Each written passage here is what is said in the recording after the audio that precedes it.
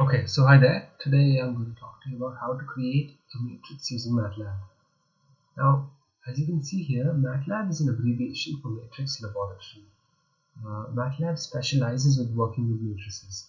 Now, while other programming languages mostly work with numbers one at a time, MATLAB is designed to operate primarily on whole matrices and arrays. So without further ado, let's get started. Okay, so I've cleared the output screen, which I was trying out something earlier.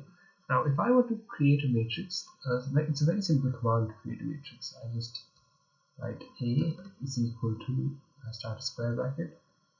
I write the first row, I write it together with separate by a space or a comma. So that's like 1, space 2, space 3. Now, if I want to move on to the next row, I put a semicolon.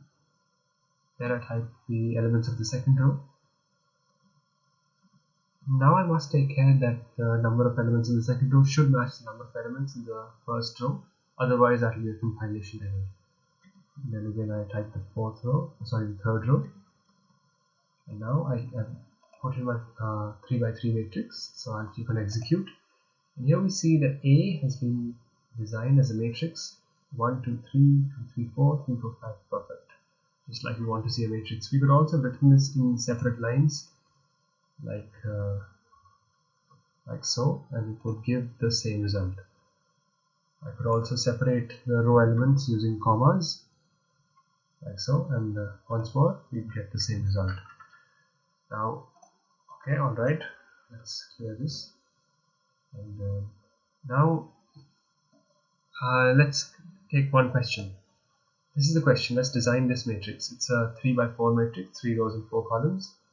The elements are 3, 1, 2, 5 in the first row. Let's start typing them out. Semicolon. Let's go on to the next row. Let's press enter 1 just for clarity. Now what's the second row? 1, 2, minus 1 and 2. Third row. Third row is 4, 3, 1 and 7. Now I'm using the online compiler for MATLAB, but you can also use the software which you can get from their website. Once you can execute, you get this beautiful little matrix over here: 3, 1, 2, 5, 1, 2, minus 1, 2, 4, 3, 1, 7, which is exactly the same as this, you can see. Alright, you could also use some built-in functions to create matrices, which could be, for example, if you wanted to create a zero matrix, a null matrix, you could simply write zeros, then you would get a null matrix. If you wanted to make a matrix with all its entries as 1, you could write ones. If you wanted to create, or let's take a different value here.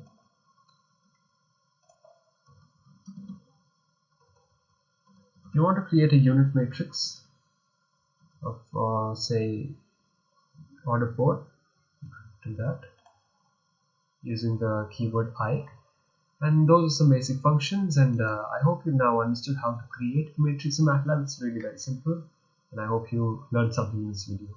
Thank you.